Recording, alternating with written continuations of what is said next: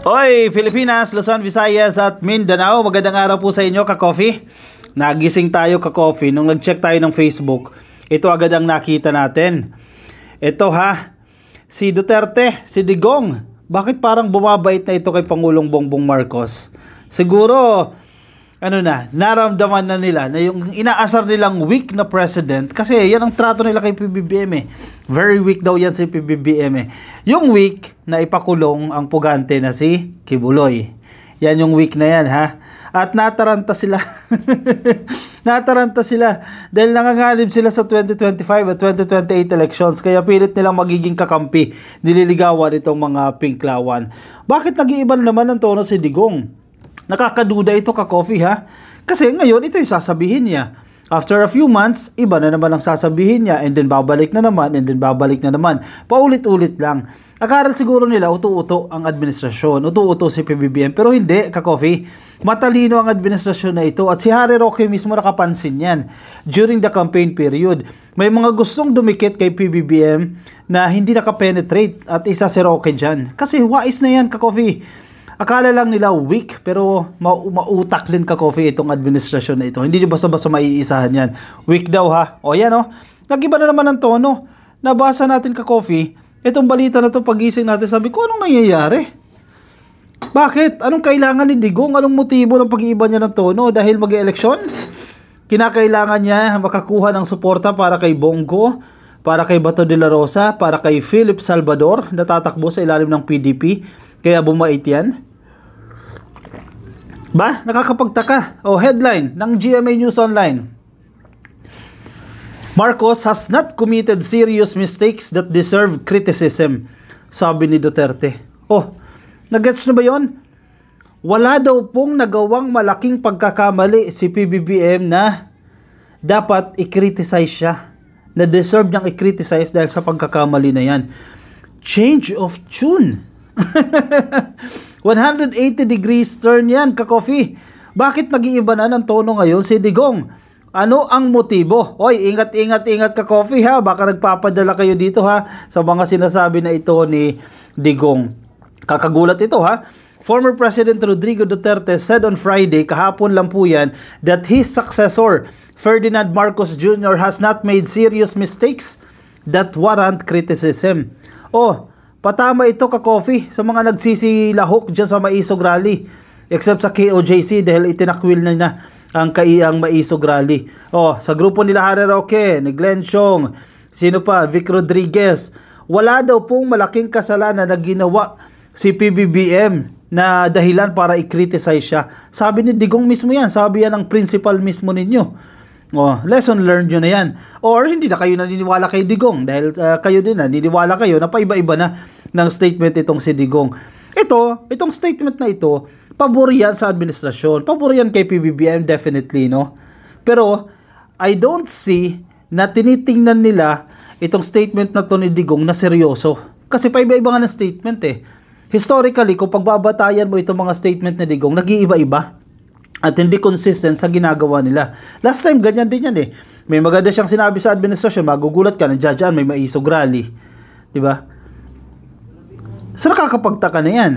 Speaking at the Partido Demokratiko Pilipino, Lakas ng Bayan National Assembly dyan po sa Davao City, yung PDP laban, Duterte said that as long as the government is run in a regular way, he can live with Marcos in charge.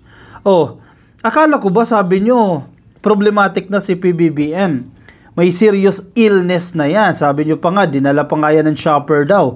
At gusto nga ni Harry Roque, tumayo na bilang acting president si Inday Sara Duterte. Anong nangyari? Bakit inconsistent yan sa sinasabi ni Tatay Digong? Baka hindi rin sila nag-uusap-usap. Posible, ka-coffee Hindi nag-uusap-usap yung grupo ni Digong at ang grupo ni Sara Duterte. Sila mismo, hindi sila magkasundo-sundo. Ano pang i-expect mo? Makipagkasundo sila sa administrasyon ni PBBM? Hindi mangyayari yan. Kasi sila nga hindi sila magkasundo-sundo Sabi pa niya, wala namang masasabi na malaking pagkakamali. Otherwise, I would be the first really to shout. I think I can live with him. I can bear with him. Huwag lang yung kagaya noong may mga abuso. Then there is favoritism, lalo na sa military, na kung sino lang ang papasok na gusto nila. As long as the government is run in a regular way, wala naman tayong problema. Oh, ayun naman pala. So yung mga nananawagan ng impeachment, nilinaw na mismo ni Digong yan. Walang problema. Oh, bakit nyo i-impeach yung PBBM? Wala naman palang problema. Or, tumaliwas na rin sa inyo si Digong. Iba na rin ang direksyon ni Digong. Or, may problema talaga si Digong. Yan lang yan, ka-coffee. Kahit ano pa man yung dahilan na yan, favorable yan sa gobyerno. According to Duterte, dissent is necessary for a democracy which respects the system of checks and balances in government. Wala naman tayong problema dyan sa pag-dissent, no? Or pagtataliwas or pagkontra sa mga ginagawa ng gobyerno. Kasi totoo naman yan, check and balance. Pero dapat, valid naman yung argument ninyo. Ang problema kasi lately, yung sa kakabaisog rally nila, isa lang naman yung argument nila. Paggamit daw ng pulburon, yung Coke video na yan, yan lang, paulit-ulit. Diba? Wala na silang ibang maibato. Kasi wala naman talaga. O baka totoo nga si Digong na wala naman talagang mali.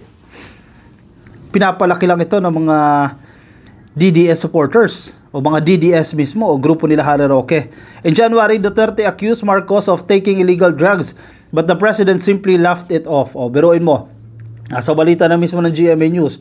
Sabi mo lang ng January, sabi ni Digong January, gumagamit ng pulburon si PBBM. Ngayon, iba na naman yung tono, no? Duterte later denied making such a claim. Di ba? Ito statement, babawiin. Ito statement, mag-iiba. Ito statement, babawiin. Ito statement, mag-iiba. Nagiging cycle na yan ni Digong. In addition, the former president has softened his call for Mindanao to secede from the Philippines, saying he does not want any part of the country to be taken away. Oh, ang gulo na. Inconsistent na talaga. Yung una, pinapanawagan nila, hiwala itong Mindanao sa Pilipinas. Dahil isinulong ng House of Representatives itong pagbabago sa economic provision lang ng konstitusyon. Pero pinalaki ng mga DDS yan.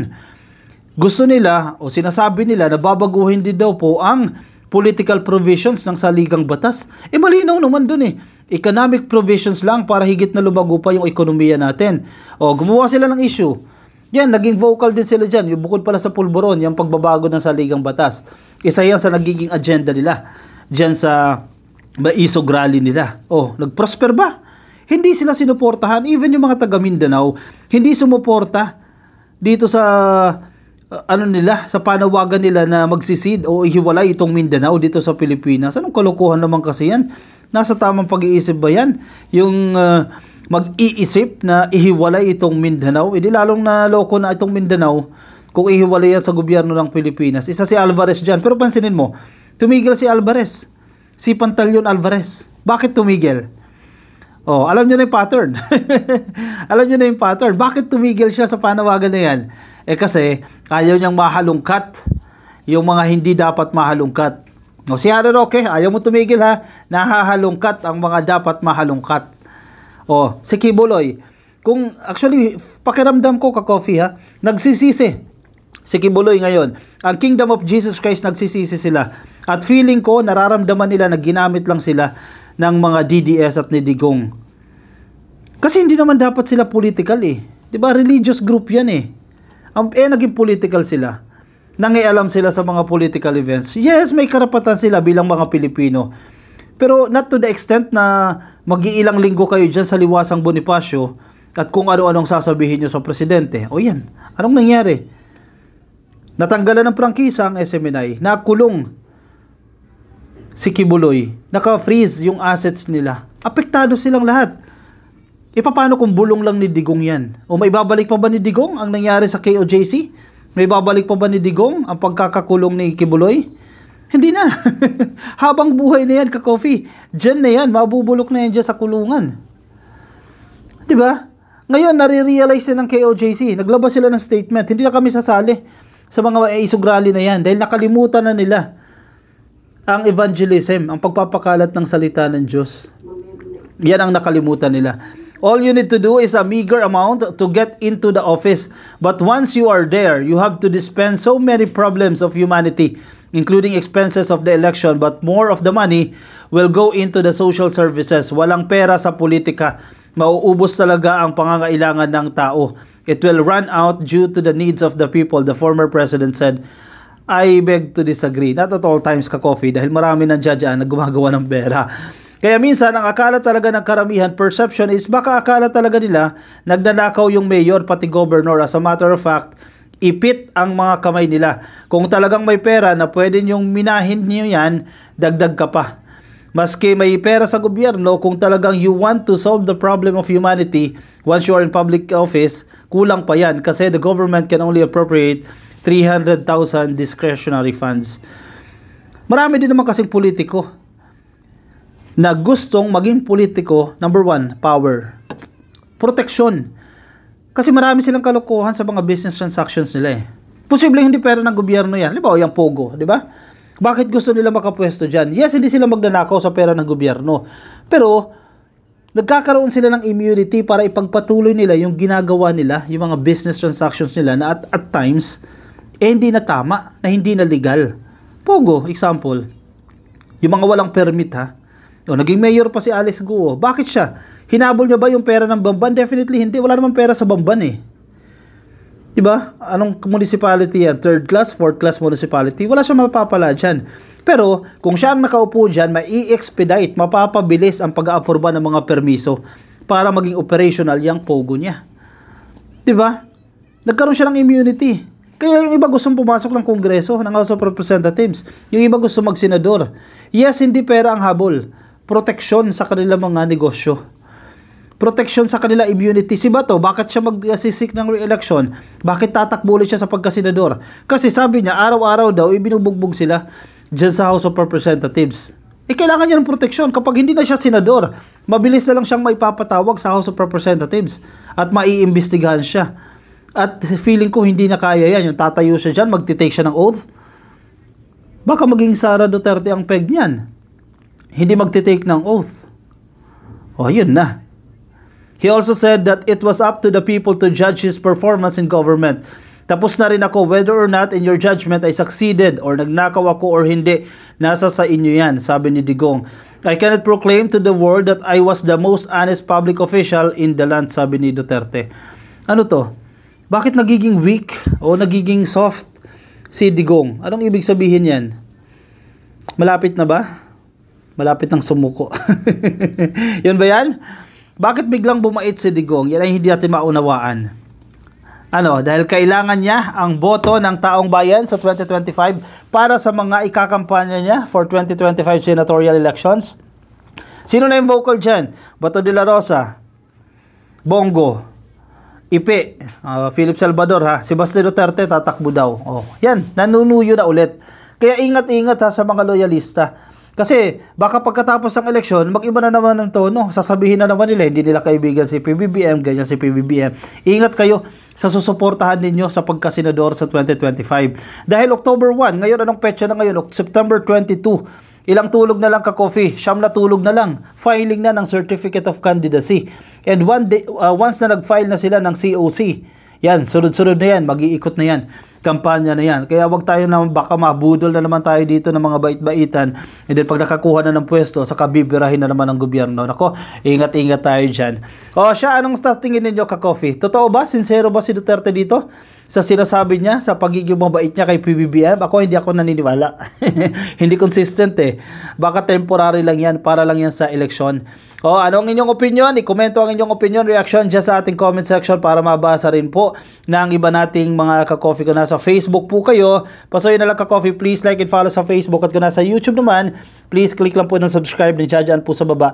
At hit nyo na rin ka-coffee yung notification icon para updated kayo sa ating mga bagong upload. Alright, okay, magpapaalam muna sa inyo ka-coffee ha. Maraming salamat po sa mga sumama. Ingat po kayo, nasan man po kayong panig ng daigdig. Bye-bye!